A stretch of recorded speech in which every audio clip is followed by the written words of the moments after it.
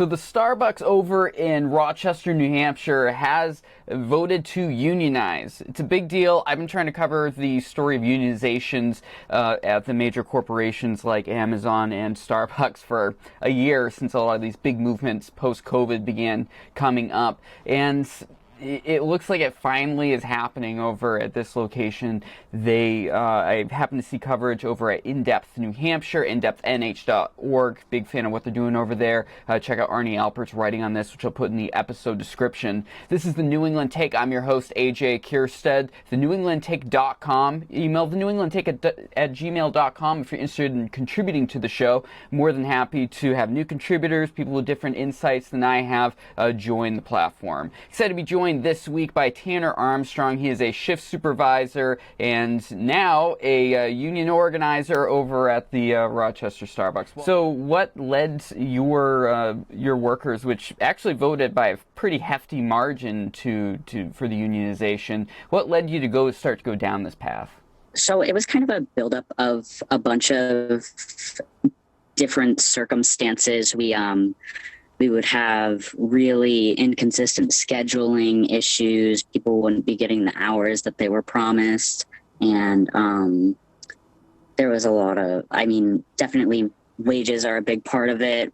But a lot of what we were pretty fed up with was how management was. We've gone through a good, two managers, in the past 6 months. So, and the managers that we did have were very just unfair with their practices, and a lot of labor laws were being violated. And in late February, one of our coworkers ended up passing away on their way to work. And the way that was treated was very unfair by management. They gave a couple grief counseling sessions, but it was mostly just a grief counselor giving us ways to get back to work quicker, ways to just kind of push it to the back of your head while you're at work. And they even wanted to reopen the store the same day that it happened. And I think that that's when myself and my fellow organizers were just kind of like, yeah, that's enough. We want to have something done so that we can be properly represented and properly treated as workers. Yeah, it seems like repeated stories very similar to this, in this obviously very sad anecdote of what happened with your store specifically, with that worker passing away, is repeatedly. The reason why, if people want to learn more about the workers movement for Starbucks, go to sbworkersunited.org. There's tons of information there. There's all sorts of stories and the reason why workers are coming together in this way. And I make no bones about it on the show. My political motivations. I'm a conservative libertarian individual. I, generally speaking, am very for free markets and businesses having control. But we do have a major issue in this country when it comes to corporatism, these multinational corporations really holding a stranglehold over the labor market in the United States. And Starbucks and Amazon are two of the major factors when it comes to this. I remember growing up, it was Walmart. That was the big deal as they were coming through. But I think they were just the early days of this. Now you see all these, I love the Ridge. The Ridge is great over in Rochester, but there are all these huge companies instead of these little mom and pop shops where the workers actually have someone to talk to. I love the Ridge too, and I agree with you that it's just all of these corporate stores that I feel like a lot of them are just unnecessary at the Ridge at this point.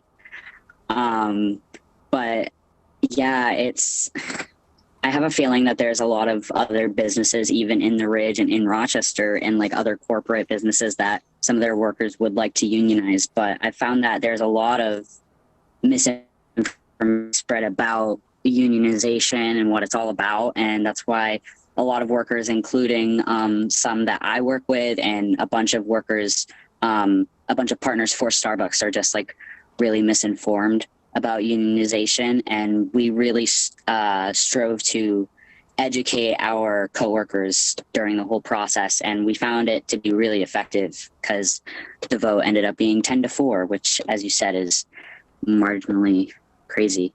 What are some of those misconceptions that you encountered with some of your coworkers?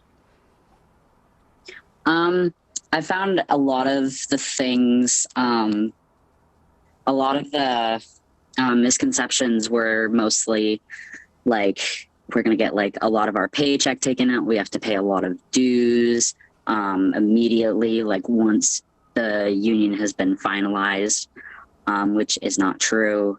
A lot of things being thrown around, like we won't have access to any benefits anymore, period. And we will lose hours. We won't be able to like facilitate a professional relationship with our manager is a pretty specific one that's going around at my store. A lot of these just, and we have been handing out handouts and resources to educate our coworkers on the process. And you can kind of tell that a lot of them, like the people who are very strongly against unionizing, they aren't really like keen on learning.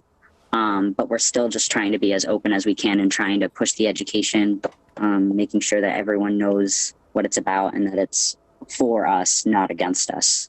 And it's really, overall with Starbucks specifically, it was very surprising. I remember, like, when Starbucks really blew up in the 90s and the 2000s and became this huge company for good reason at the time. Like, their management really was known for caring about the employees. Like, they were the shops that were paying more for their employees. They were offering great benefits. There was tuition reimbursement for going to get education and things like that.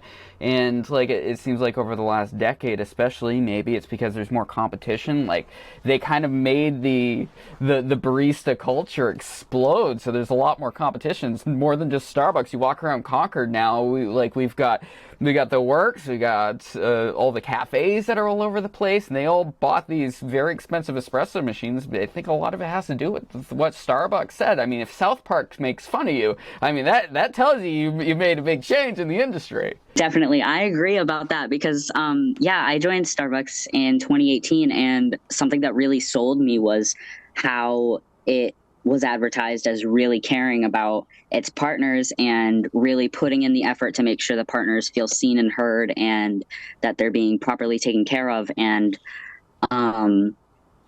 something that I love about Starbucks and why I stay is because I have such a great relationship with all my coworkers and I feel seen by them, but not management.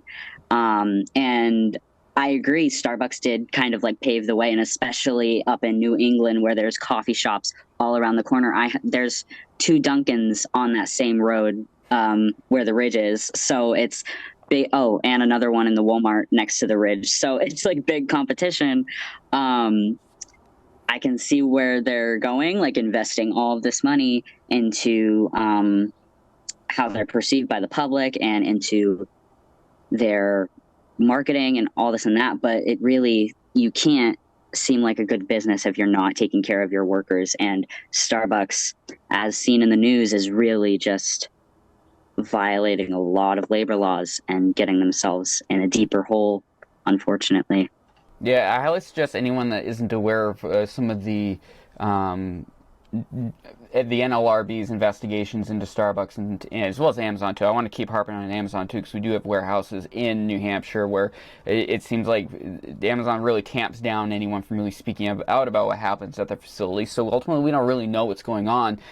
If you want to hear many stories, definitely check out the Real News Network. Maximilian Alvarez, socialist guy. Definitely, we disagree on many things. He's hard for me to follow on Twitter personally, but he does great reporting, and there's some amazing stories that he's been able to pull up from these different unionization efforts in the United States, and Breaking Points, which I always harp on as one of the best independent podcast news agencies in the country right now, has been doing some great coverage, picking up what Alvarez has been doing at the Real News Network. Please get informed on all this because, I only expect, like what you were saying, other company employees at the Ridge, other stores have been chatting about. It's like I think there's going to be a lot more of this movement continuing, especially as Starbucks is losing their NLRB appeals, and this is definitely an ongoing process.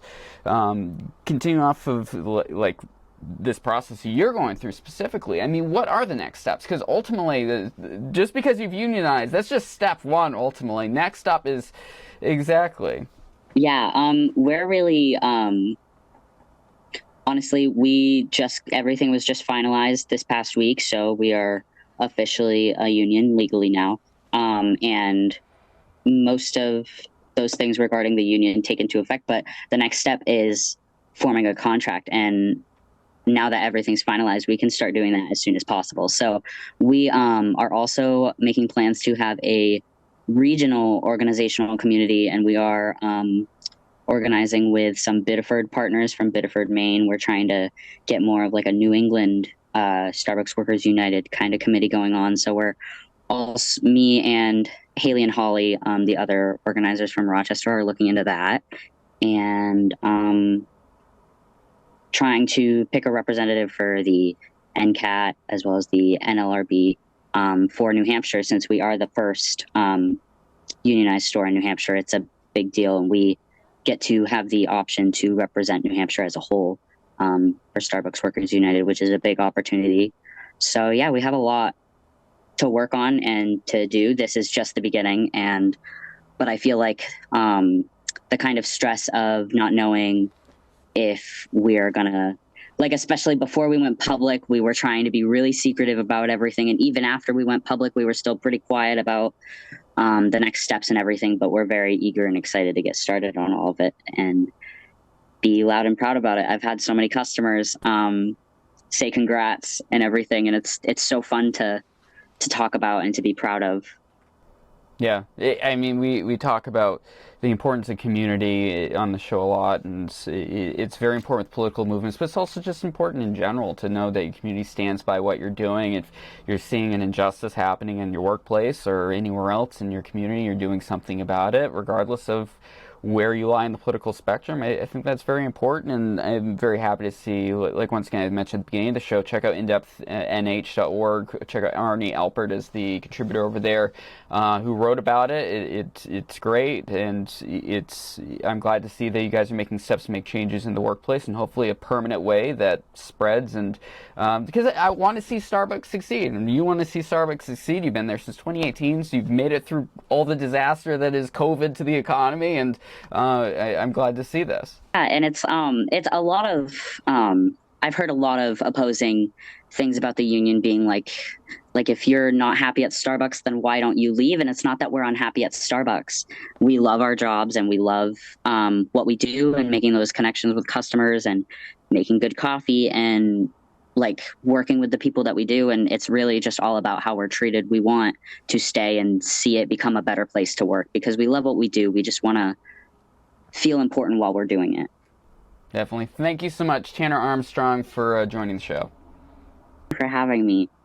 All right, he's a union organizer and shift supervisor at the Rochester Starbucks. If anyone wants to check out the nationwide movement for unionization at Starbucks, check out sbworkersunited.org. They hooked me up with a store to talk to the workers, and anyone else wants to cover this, please do reach out to them. It'll be interesting to see what happens over the coming years with regards to this.